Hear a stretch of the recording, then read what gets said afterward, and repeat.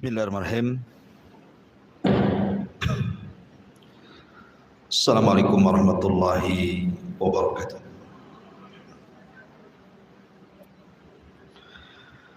Alhamdulillah. Wassalatu wassalamu ala Rasulillah wa ala alihi wa sahbihi wa mawalah wa la hawla wa la quwwata illa billahi wa ba'du.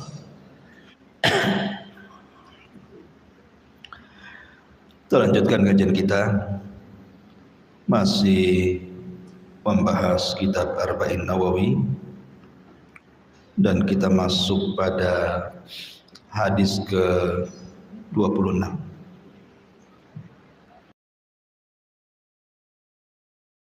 Sallallahu alaihi wasallam sadaqatu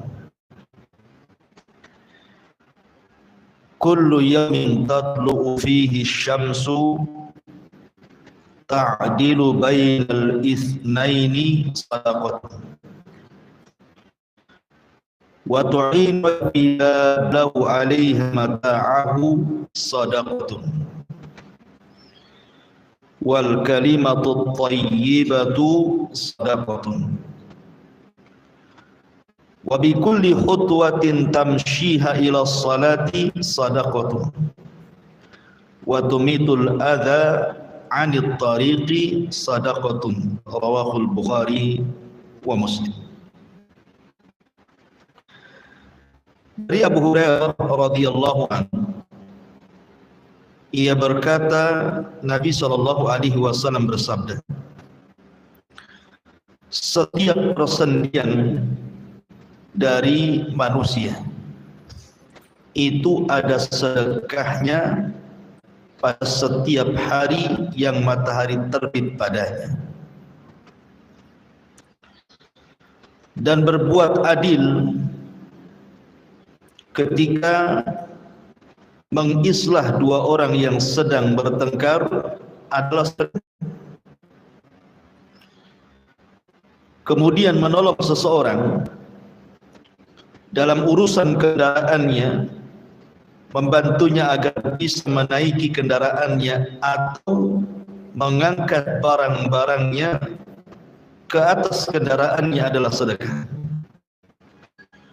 Kemudian sebuah ucapan yang indah, yang santun, yang baik adalah sedekah. Kemudian setiap langkah yang kau ayunkan menuju tempat salat juga sedekah. Serta engkau menyingkirkan gangguan dari jalan adalah bagian daripada sedekah. Hadis ini dikeluarkan oleh Imam Al-Bukhari dan juga Muslim. Baik. Hadis ini menjelaskan kepada kita bahwa sedekah itu tidak mesti menggunakan uang. Sedekah itu tidak mesti menggunakan uang. Ada perkara-perkara tanpa uang juga dianggap sedekah. Sebab kalau seandainya sedekah itu mesti dengan uang, kasihan orang-orang miskin tidak bisa bersedekah. Makanya Nabi sallallahu alaihi wasallam membuat pilihan kepada orang-orang yang tidak punya harta, mereka bisa bersedekah dengan cara seperti ini. Dan ini kemuliaan Islam, mencakup orang kaya dan juga orang miskin. Dua-duanya bisa bersedekah. Di sini Nabi sallallahu alaihi wasallam menjelaskan beberapa perkara, hal-hal yang bisa manusia itu bersedekah. Kata Nabi sallallahu alaihi wasallam, setiap persendian dari manusia itu ada sedekahnya setiap hari ketika matahari terbit. Dan kita tahu bahwa Persendian manusia itu jumlahnya berapa? 360 persendian. Maksudnya persendian itu yang menyambung tulang dengan tulang, itu disebut persendian. Kayak sini nyambung ke sini, ini nyambung ke sini, nah, ini nyambung ke sini. Nah, itu ya. Jadi satu sendi ke sendi yang lainnya, sambungan tulang dengan tulang yang lainnya, kalau dihitung dari atas kepala sampai kaki itu, kata Nabi SAW, khalaqallahu ibna Adam ala sittina wa thalathum'ati mafsalan. Kata Nabi SAW, Allah Subhanahu wa taala menciptakan Bani Adam itu jumlah persendiannya 360 sendi. Kapan Nabi SAW menghitung? Kok bisa tahu bahwa persendian itu ada 360? Tentu wahyu. Dan terbukti dalam dunia kesehatan kedokteran, memang jumlahnya persis yang disabdakan Nabi SAW. Artinya Rasul itu tidak bicara dengan hawa nafsunya. Apa maksudnya di sini? Maksudnya adalah bahwa setiap persendian itu adalah nikmat dari nikmat-nikmat Allah Subhanahu wa taala. Coba bayangkan, ini tangan itu bisa kita tekuk, ya kan? Sehingga kita bisa megang. Kalau lurus gini saja, gimana caranya mau megang? Mau makan susah, ya. Kalau lurus gini kan susah tuh makan. Mau ngambil barang susah. Artinya setiap persendian itu adalah bagian daripada nikmat yang Allah anugerahkan. Dari atas kepala sampai kaki, itu semua nikmat. Lah karena ini sebuah nikmat, maka nikmat-nikmat ini akan ditanya di hadapan Allah Subhanahu wa taala. Allah berfirman, "Tsumma latus'alunna yauma idzin 'anil na'im." Sungguh kalian akan ditanya kelak pada hari kiamat dari nikmat yang Allah Azza wa Jalla anugerahkan kepada kita. Allah berikan mata, Allah akan tanya mata kita. Allah berikan telinga, akan ditanya telinga kita. Allah berikan lisan, akan ditanya lisan kita. Termasuk tangan, termasuk kaki, pendengaran, penglihatan, akal, dan begitu seterusnya. Dari atas kepala sampai kaki itu akan ditanya. Makanya karena ini sebuah nikmat yang akan ditanya, sudah selayaknya dari 360 persendian itu dianjurkan untuk sedekah. Sedekah dengan cara digerakkan dalam rangka beribadah kepada Allah Azza wa Jalla. Baik itu berupa zikir, doa, ataupun melangkahkan ke tempat-tempat yang memang di situ ada ibadah seperti majelis ta'lim dan salat dan begitu seterusnya. Bahkan dalam sebuah hadis Nabi sallallahu alaihi wasallam, cara untuk supaya kita sudah bersedekah dari 360 sendi itu cukup dengan 2 rakaat salat duha. Dalam riwayat Muslim bahwa dengan cukup 2 rakaat duha itu sudah menggantikan 360 persendian yang dianjurkan untuk sedekah setiap harinya. Artinya di sini sekali lagi bahwa kita harus menghadapi nikmat itu dengan syukur. Badan yang kita miliki ini adalah nikmat dari Allah Azza wa Jalla. Makanya dalam Al-Quran Allah mengatakan, wa fi anfusikum afala tubsirun, dan dari diri kalian itu ada kekuasaan Allah kalau kalian mau melihat. Kalau kita mau ngaca gitu ya, dari kepala sampai kaki itu semua nikmat. Bagaimana Allah Subhanahu wa taala letakkan masing-masing anggota badan itu sesuai dengan letaknya. Ya, mata di situ, hidung di situ, telinga di situ, dan begitu seterusnya. Baik. Kemudian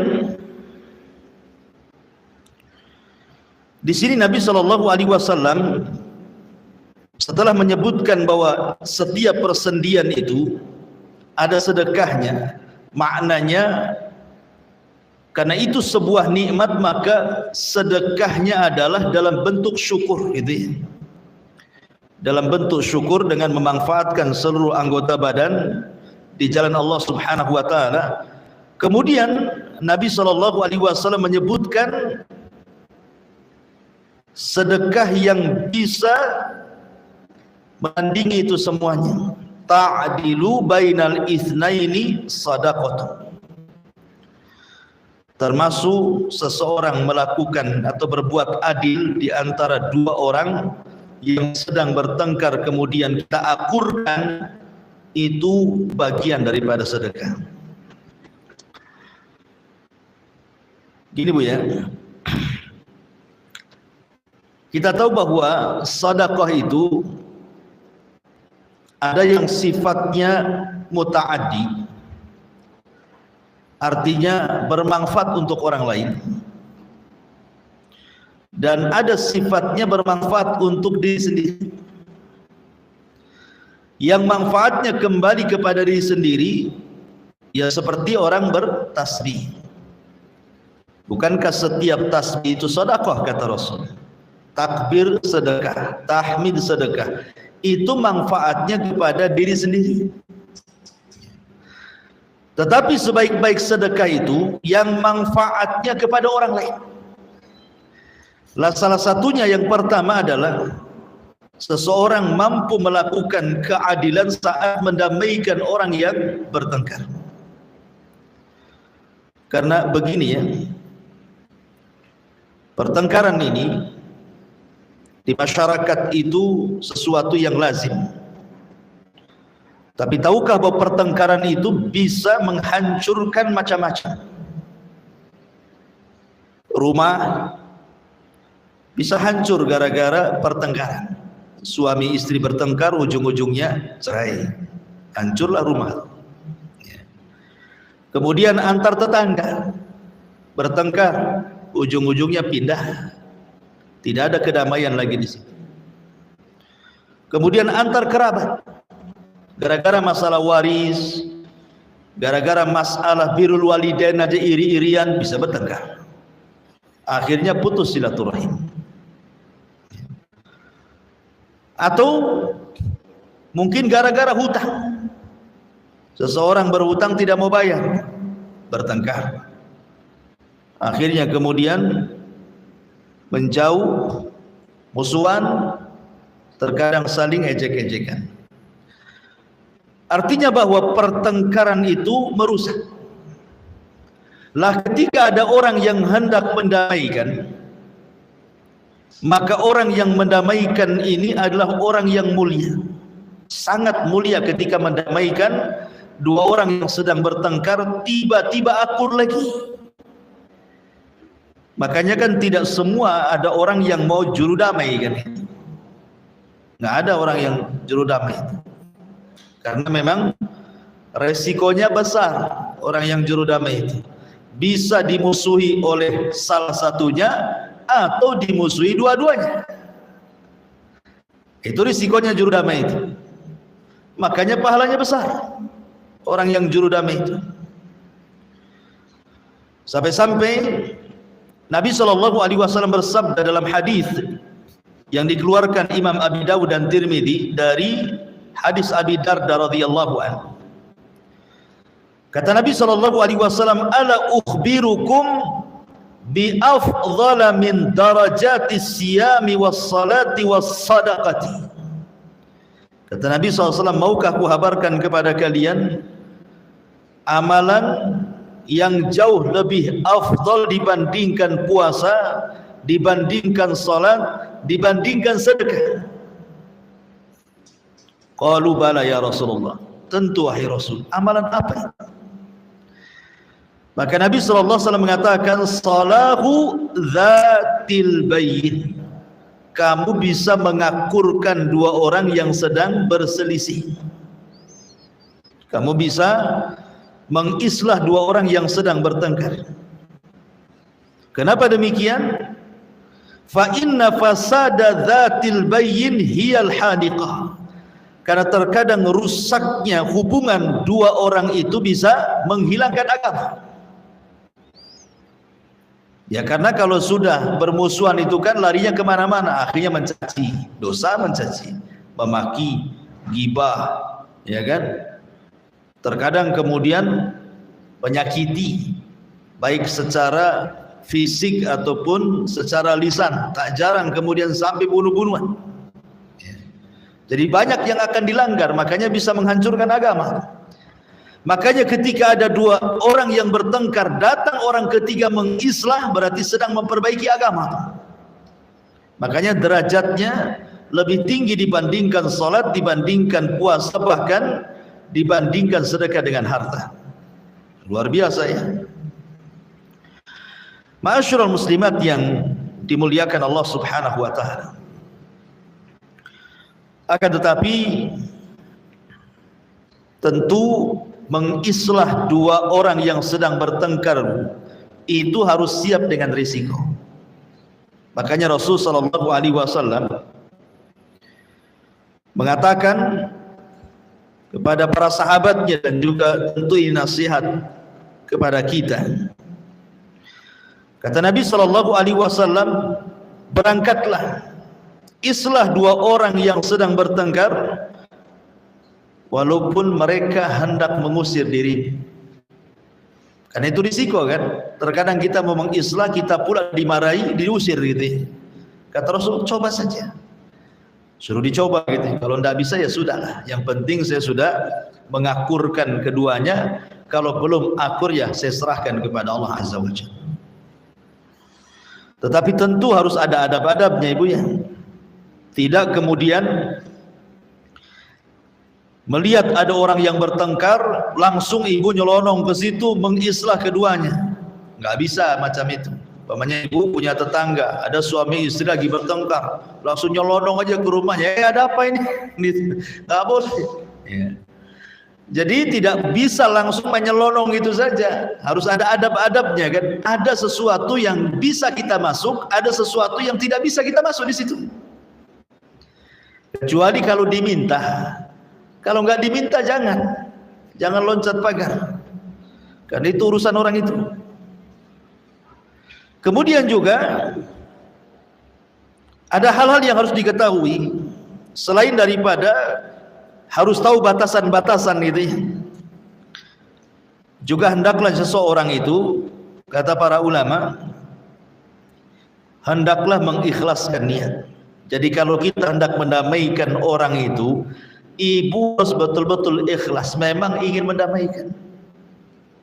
Karena terkadang kalau tidak punya ikhlas, terkadang mendamaikan, tahu-taunya memihak salah satunya, kan bahaya.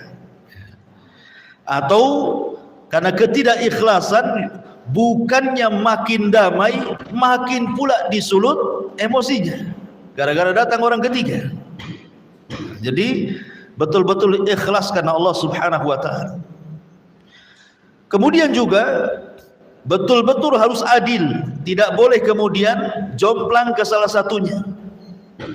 Ya betul-betul harus mendengar, memasang dua telinga, yang satu ngomong apa, yang satu ngomong apa, kemudian ambil tarik benangnya, kira-kira bisa didamaikan atau tidak gitu. Tidak memihak gitu. Kemudian juga jangan tergesa-gesa menghukumi sesuatu dalam mendamaikan itu. Karena tergesa-gesa ini termasuk dari amalan setan gitu ya. Memang betul bahwa kita tidak boleh membiarkan orang itu bertengkar terlalu lama. Karena biasanya orang bertengkar terlalu lama itu makin mengeraskan hati kan. Tapi ketika mendamaikan pun tidak bisa terburu-buru, apalagi kasusnya sudah lama gitu ya. Ya memang harus pelan-pelan dulu, ditarik benangnya, bisa enggak berdamai. Ya, karena banyak masyarakat kita ini kalau sudah lama berperang gitu ya antar saudara itu, susah untuk didamaikan. Anehnya ketika salah satunya sudah mati, kemudian yang satunya masih hidup, baru dia nangis ke kuburannya. Apa manfaat nangisnya? Ketika hidup kalian berpencar, udah mati sibuk pula ziarah kuburnya, kan gitu. Jadi nggak ada manfaatnya nangis di kuburan.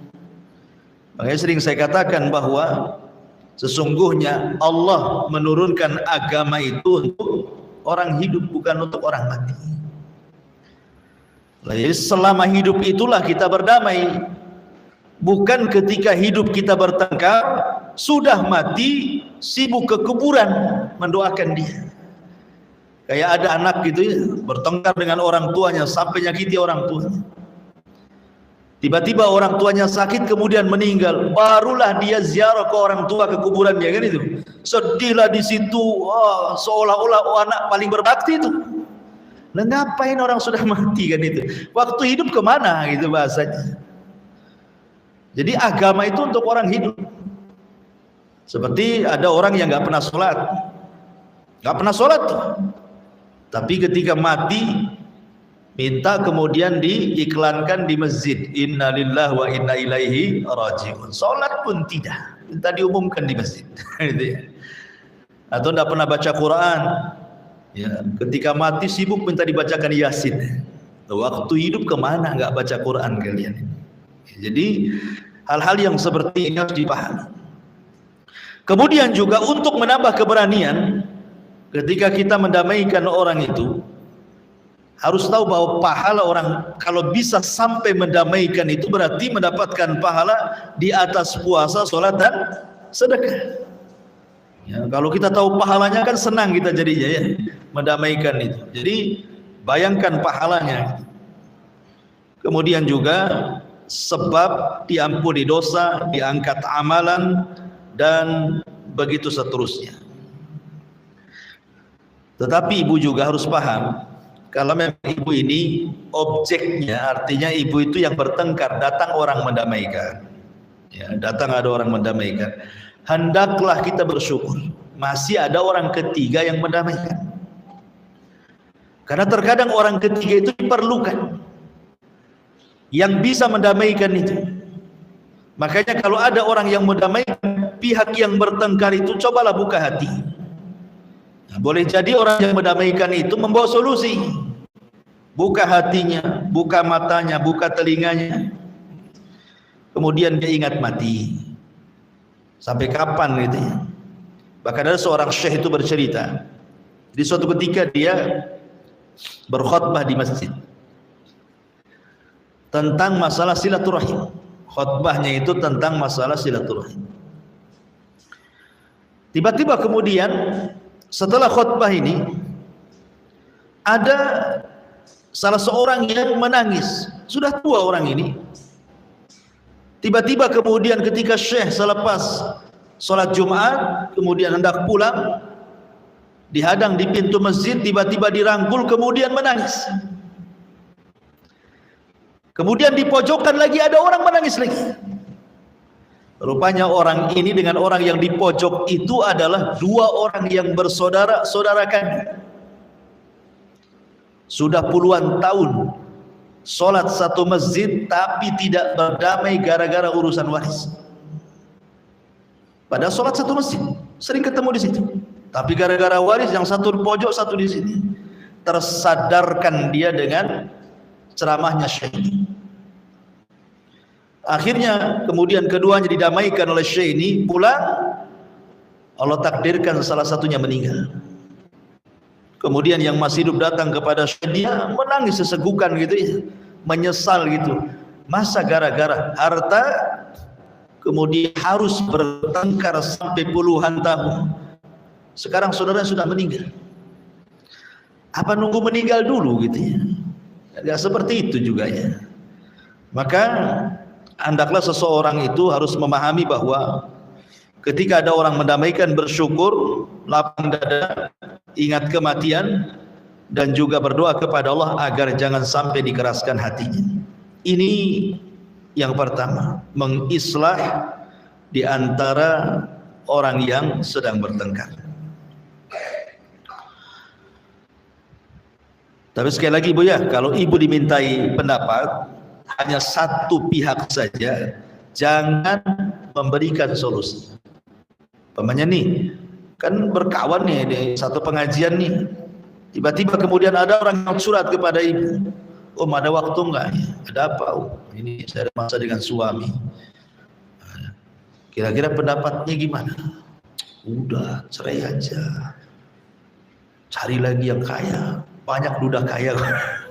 Ini Ibu ini bukan kompor gas 5 kilo itu sudah yang di atasnya 5 kilo itu. Jangan ngompori orang. Kalau bisa damaikan.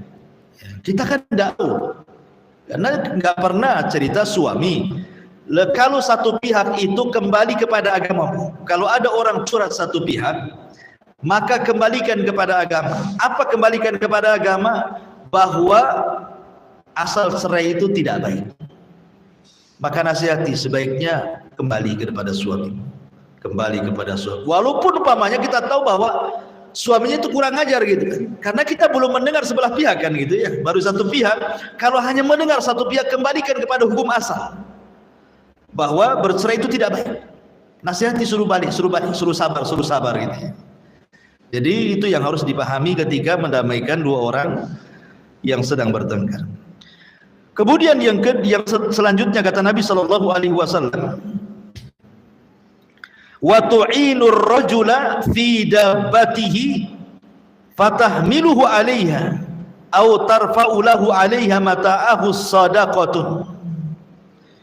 Kemudian kata Nabi sallallahu alaihi wasallam, menolong seseorang dalam urusan kendaraannya, membantu agar bisa menaiki kendaraannya, atau engkau mengangkat barang-barangnya ke atas kendaraannya, kalau itu dilakukan maka itu bagian daripada sedekah. Baik. Masyarul muslimin, muslimat yang dimuliakan Allah Subhanahu wa taala. Bicara tentang ihsan kepada manusia, berbuat baik kepada manusia, ini kan bagian kecil gambaran. Contoh gitu ya. Bukan berarti contohnya ini saja, tidak. Ini sebagai contoh. Kalau seandainya ada orang minta bantuan, entah tetangga mau pindah rumah, ya kan, mungkin tidak ada yang ngangkat barang, ibu langsung datang bantu. Atau ada tetangga yang sakit, ibu punya kendaraan dan tidak sedang kemana-mana, apa salahnya? Ayo saya antar. Itu maksudnya. Atau umpamanya ada orang yang sedang berjalan di jalan itu, kawan umpamanya, nampak dia rumahnya jauh, ya ikut saya saya antar. Walaupun mungkin berlainan arah gitu, tidak apa-apa antar, ada masalah apa? Kan itu sebagai sedekah sebenarnya. Cuman masalahnya kalau tidak dikenal, ya tidak dikenal, kata Syekh Utsaimin rahimahullahu taala, maka dilihat. Kalau tidak kenal ya. Kalau seandainya kita menganggap itu sebuah penipuan atau kejahatan, yang sekarang kan diantara trik-trik kejahatan kan begitu ya, di jalan raya nyotop-nyotop orang gitu ya, tahu-tahu dia rampok pula atau penjahat pula. Kalau memang insting kita ke situ takut, ya, maka tidak perlu ditolong. Tapi kalau seandainya feeling kita memang dia membutuhkan, bahkan kalau seandainya sampai membahayakan nyawa dia, kita berdosa kalau tidak menolong. Kayak di zaman dulu, atau di zaman dulu tuh kan perjalanan di padang pasir gitu ya. Kalau tidak ditolong, makanya bisa kausan mati itu. Contohnya seperti itu ya. Maka kalau sampai mencelakakan dirinya, kemudian kita tidak menolongnya, maka berdosa kita. Tapi kalau tidak sampai mencelakakan, ya mungkin yang lain juga adalah yang lewat situ, tidak ada masalah ya. Karena juga di zaman sekarang apalagi Batam ini kiri kanan rumahnya hampir semua jalan itu terang gitu ya, hanya mungkin disunahkan saja kita menolongnya. Tapi kalau sampai kemudian umpamanya ada anak kecil, ibu nemu anak kecil tuh di jalan kan, kalau kita biarkan anak kecil itu mungkin bisa ketabrak, bisa apa, tolong, wajib hukumnya. Kalau tidak berdosa. Lah, di sini Nabi SAW bahwa di antara bentuk sedekah adalah menolong saudaranya, dan menolong saudaranya itu macam-macam, terutama menolong kerabatnya, menolong keluarganya. Ya, jadi menolong keluarga lebih lagi dibandingkan menolong orang lain. Nabi SAW bersabda tentang keutamaan orang yang menolong orang lain itu. Kata Nabi SAW, "Man yassara ala mu'sirin yassarallahu fid dunya wal akhirah." Barang siapa yang memudahkan orang yang sedang ditimpa kesulitan, maka Allah mudahkan dia di dunia bahkan di akhirat. Bayangkan di antara keutamaannya, Allah berikan kemudahan kehidupan dia di dunia, dan Allah berikan juga kehidupan kelak di akhirat. Orang yang suka nolong orang, subhanallah itu ya. Padahal pada hari kiamat itu tidak ada yang menolong kecuali amalan. Maka yang bisa menolong pada hari kiamat adalah amalan dia. Ketika dia banyak menolong di dunia, maka dia akan banyak ditolong di akhirat. Kemudian juga Nabi SAW mengatakan, "Wa man farraja an muslimin kurbatan farrajallahu anhu kurbatan min qurabati yaumil qiyamah." Barang siapa yang berusaha untuk menghilangkan keperitan-keperitan hidup seorang muslim, maka Allah Subhanahu wa taala akan hilangkan seluruh keperitan-keperitan hidup kelak pada hari kiamat. Karena begini ya, pada hari kiamat itu semua orang susah. Bagaimana matahari didekatkan, bagaimana keringat dicucurkan, bagaimana dia akan berdiri dan tidak bisa duduk, apalagi dibaringkan badannya, sehingga akan banyak kesulitan. Lah orang-orang yang kemudian menolong saudaranya, maka itu dia sudah bersedekah. Dan Nabi SAW mengatakan bahwa pada hari kiamat sedekah akan menjadi penaung bagi dirinya dari cahaya matahari dan kepalanya. Ya kan? Sab'atun yudhilluhumullahu fi dhillihi yauma la dhilla illa dhilluh. Jadi sedekah itu salah satu adalah penghalang kepala dan matahari. Maka dalam bentuk sedekah, baik sedekah harta atau sedekah yang seperti ini bisa menolong kesulitan kita pada hari kiamat. Bahkan lebih daripada itu, Bu, Nabi SAW mengatakan, "Sanaiul ma'ruf taqi masari asu."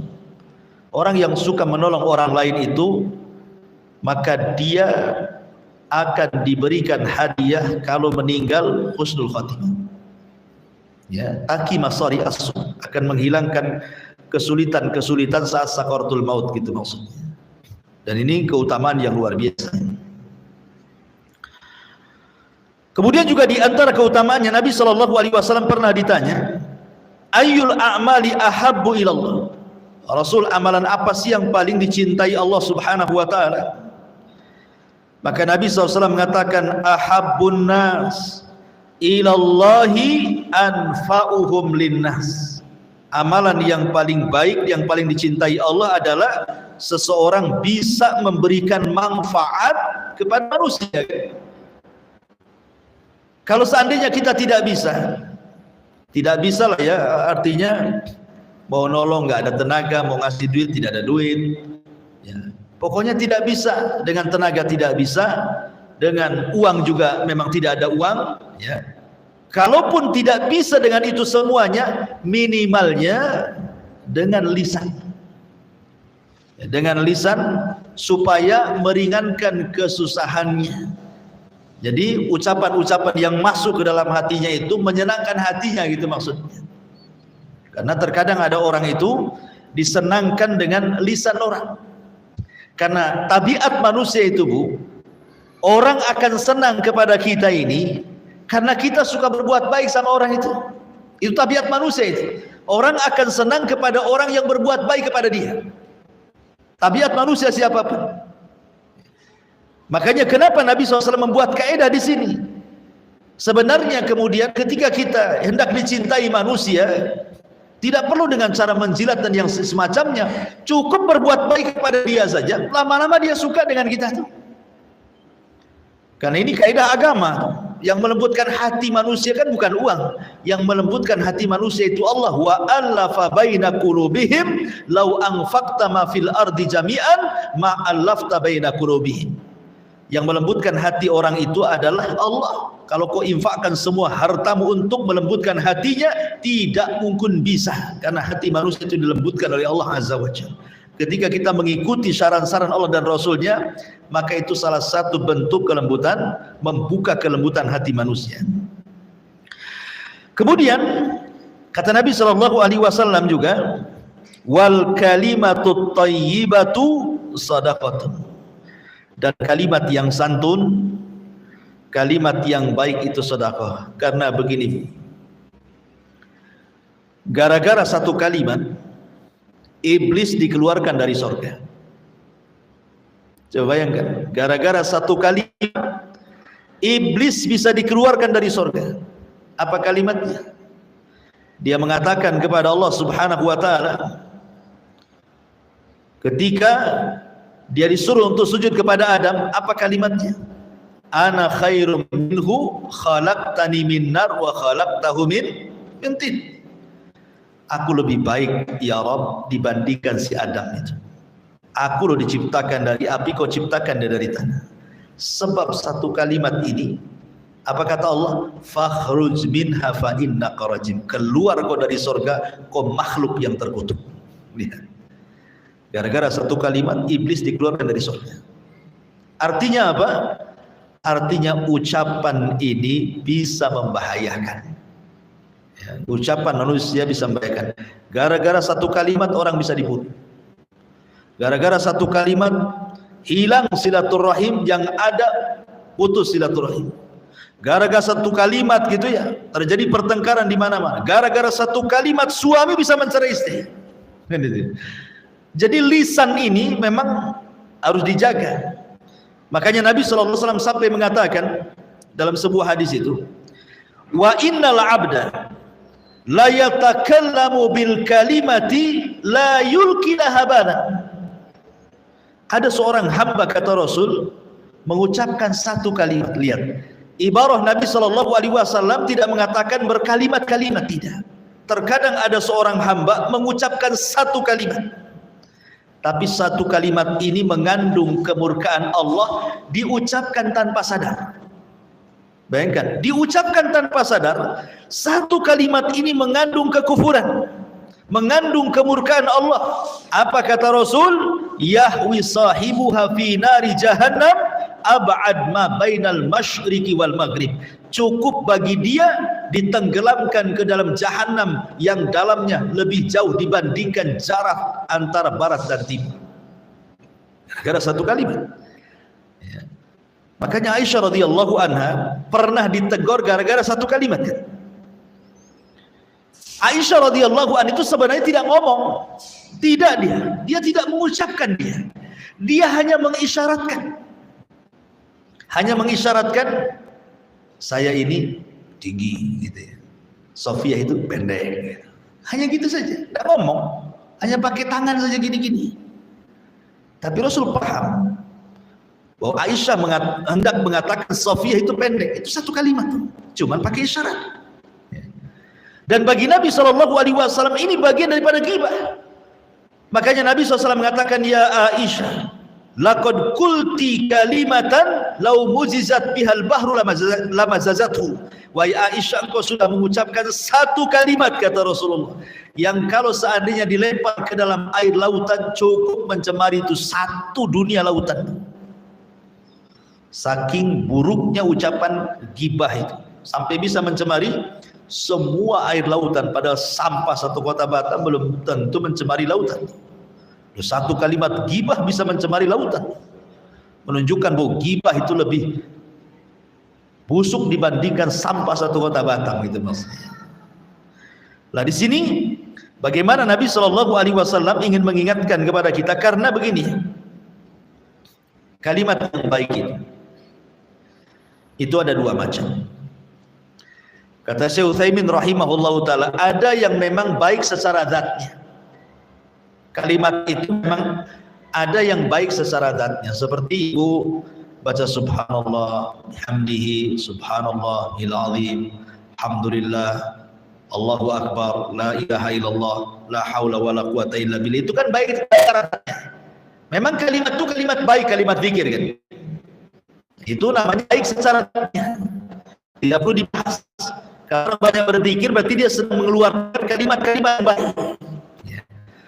Tetapi di sana ada bagian daripada ibadah, mungkin kalimat-kalimat mubah.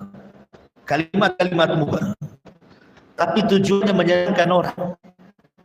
Kalimat itu kalimat mubah, ya tanya gimana kabarmu, gimana sehat gak kamu, gimana anak-anakmu, ya bahasa-bahasa mubah sehari-hari ya, ibu ngobrol gitu.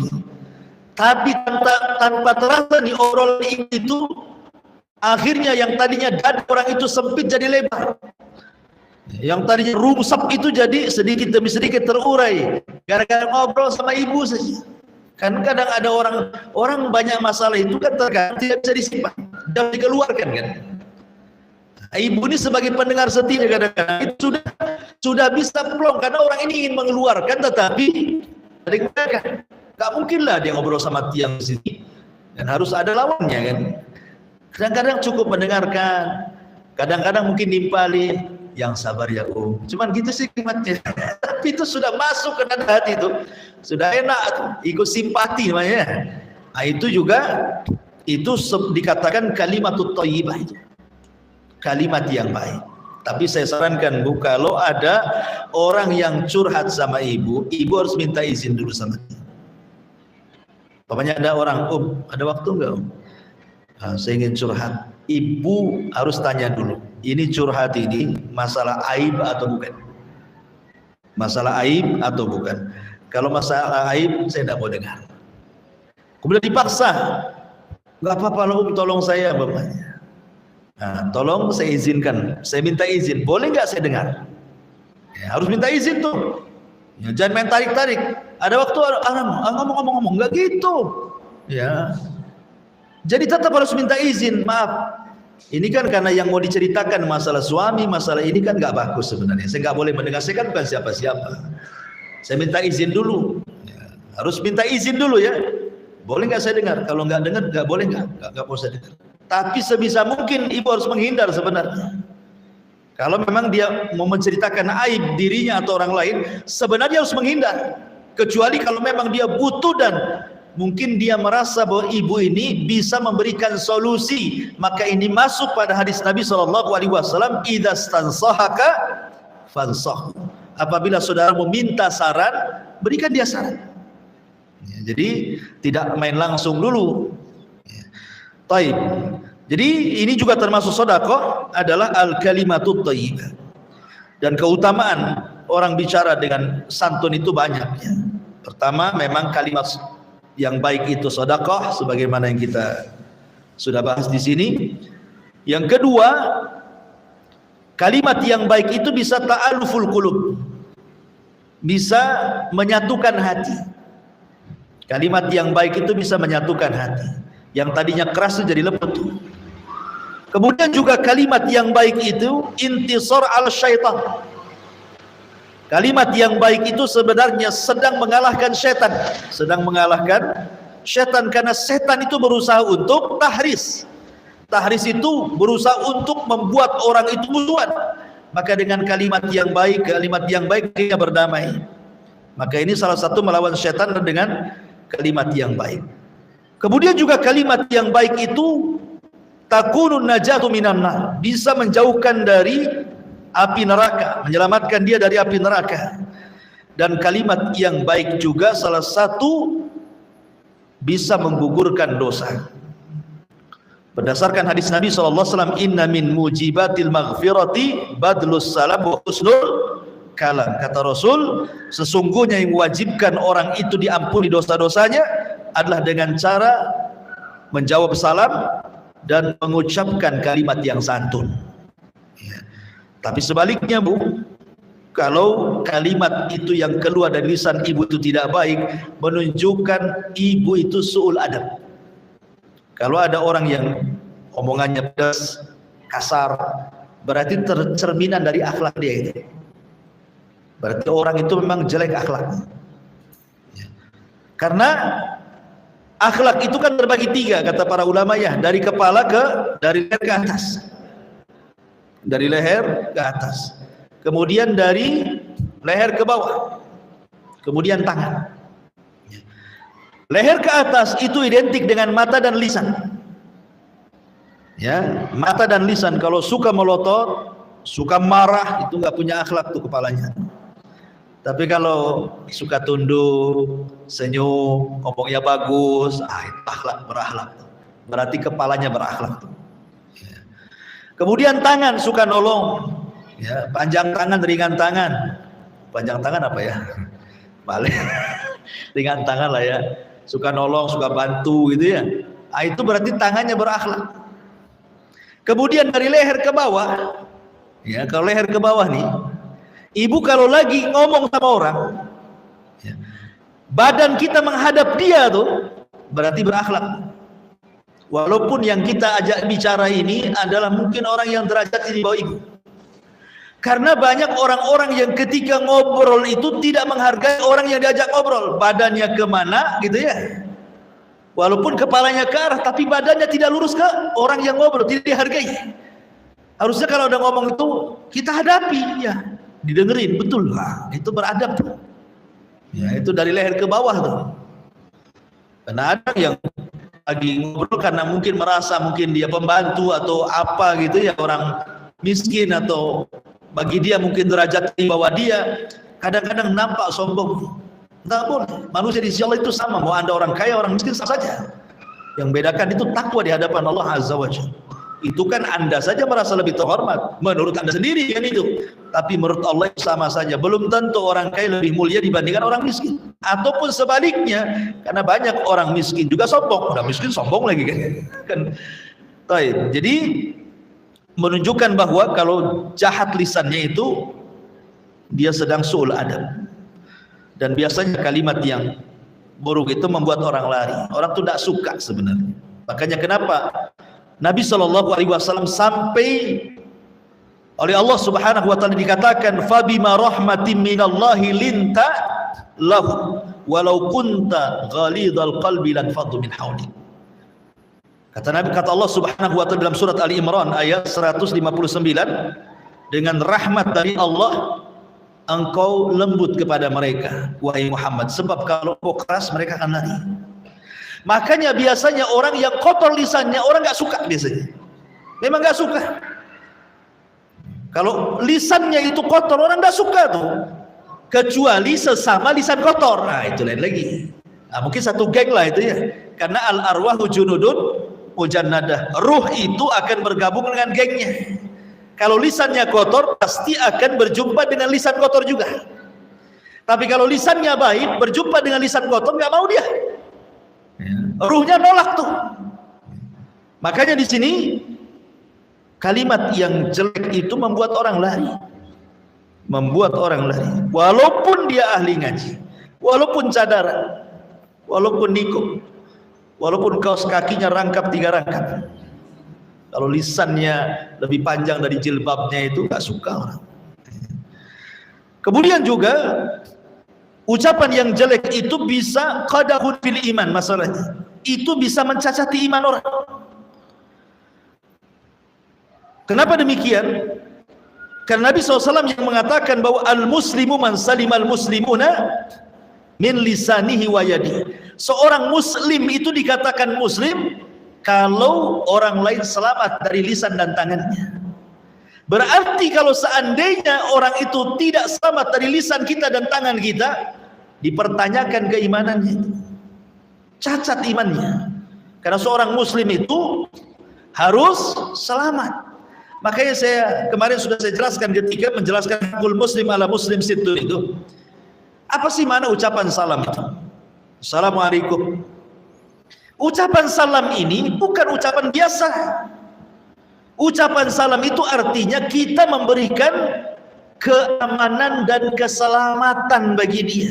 Seolah-olah kita menyingkat dengan assalamualaikum. Kalau mau dirinci, ya, kalimat assalamualaikum itu aku datang kepadamu, aku tidak akan mengucapkan kalimat jahat, kalimat kotor, tidak akan menggibah, tidak akan mengambil hartamu, tidak akan membunuhmu, tidak akan menumpahkan darahmu, tidak akan kan kepanjangan kalau ngomong itu. Cukup dengan assalamualaikum, saya berikan keselamatan, kamu tidak akan saya sakiti. Itulah ucapan selamat itu, assalamualaikum itu di situ maknanya. Makanya seorang muslim itu dikatakan muslim kalau orang lain selamat dari lisan dan tangannya. Tapi kalau tidak selamat berarti masih dipertanyakan keimanannya. Bahkan yang lebih parah lagi adalah sebab orang masuk neraka itu kebanyakan dari lisan yang jahat. Kebanyakan lisan jahat itu orang masuk neraka, jarang orang masuk surga. Baik. Kemudian yang terakhir, bukan yang terakhir. Wa bi kulli khutwatin tamshiha ila salati shadaqatu. Dan langkah-langkah yang kau langkahkan, kau ayunkan menuju salat itu juga bagian daripada sedekah. Ma'asyiral muslimat yang dimuliakan Allah Azza wa Jalla, melangkahkan kaki ke tempat salat. Atau mungkin bagi laki-laki ke masjid gitu ya. Kalau ibu kan mungkin melangkahkan kaki di rumah sajalah, dari dapur, sumur, tempat sholat, ya kan? Itu kan langkah-langkah juga kan? Ada langkahnya lah, walaupun langkahnya pendek. Laki-laki kan langkahnya panjang, tapi pendeknya langkah ibu sangat panjangnya langkah bapak kan? Orang-orang yang suka melangkahkan kaki untuk sholat sini, kata Nabi SAW, lam yakhud khutwatan illa kutibat lahu hasanatun wa muhiyat anhu sayyi'atun. Jadi setiap langkah orang yang menuju sholat itu, satu langkah mengangkat derajat, satu langkah menghapus kesalahan. Jadi langkah yang pertama dihapus kesalahan, kemudian langkah yang kedua dicatat kebaikan, diangkat derajatnya. Coba bayangkan berapa langkah. Makanya dahulu ada sebuah kisah, ada seorang rajulun minal ansar, seorang laki-laki dari kalangan Ansar, itu rumahnya jauh dari masjid. Karena orang Ansar ini jauh dari masjid. Jadi kemudian dikatakan kepada orang Ansar ini, karena dia kan jalan kaki itu dari masjid dari rumah ke masjid itu. Jadi ada orang yang ingin menolong. Bagaimana kalau seandainya ishtaraitu khimara, aku belikan kau kendaraan berupa keledai, kau bisa naik keledai rumah ke masjid. Itulah dulu orang dulu. Orang dulu itu luar biasa. Isi tidurnya masih enak kan. Ini dibuat pula gunung. Jadi kalau mobil itu di tengah-tengah dia nggak bisa jalan tuh, jadi timbangan jadinya. Ya, jadi itu dosa sosial tuh, jangan dilakukan. Ya kalaupun harus karena ada maslahat, mungkin ada sekolah, ada apa, ya kan? Takut orang kencang-kencang di situ. Yang benar sajalah buat polisi tidur itu. Jangan bapak polisi yang tidur, buat anak polisi aja yang tidur itu. Ya, yang kecil-kecil itu, jadi kan nggak membahayakan orang. Ini enggak.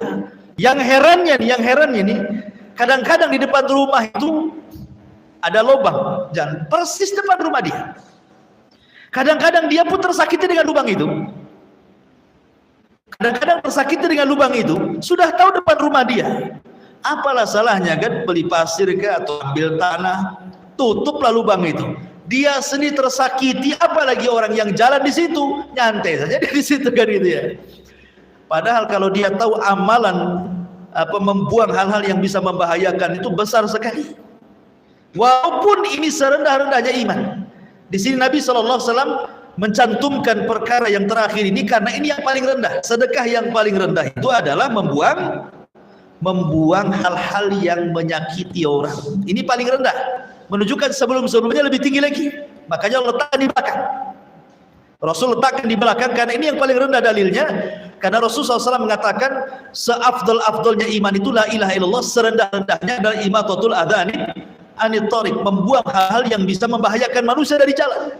Ini serendah-rendahnya iman, tapi lihat pahalanya luar biasa gitu ya. Jangan lihat rendahnya imannya. Makanya kenapa seorang ulama namanya Rabi bin Khaitham yang 40 tahun tidak pernah meninggalkan takbiratul ihram. Rabi bin Khaitham ini, itu kalau dari rumah ke masjid pandangannya selalu ke bawah, pandangannya selalu ke bawah. Jadi kalau ada hal-hal yang bisa mengganggu orang itu, langsung diambil disingkirkan, langsung diambil disingkirkan. Kadang dia mengucapkan ketika dia mengambil, ya Allah, kalau memang ini ada pahalanya, aku kirimkan kepada orang tuaku yang sudah meninggal. Rabi bin Khaitham sampai seperti itu. Ya, ini semua bicara tentang sedekah di luar daripada sedekah harta. Taib, wallahu alam, ini yang bisa sampaikan. Taib, sebelum saya tutup silakan kalau ada yang bertanya.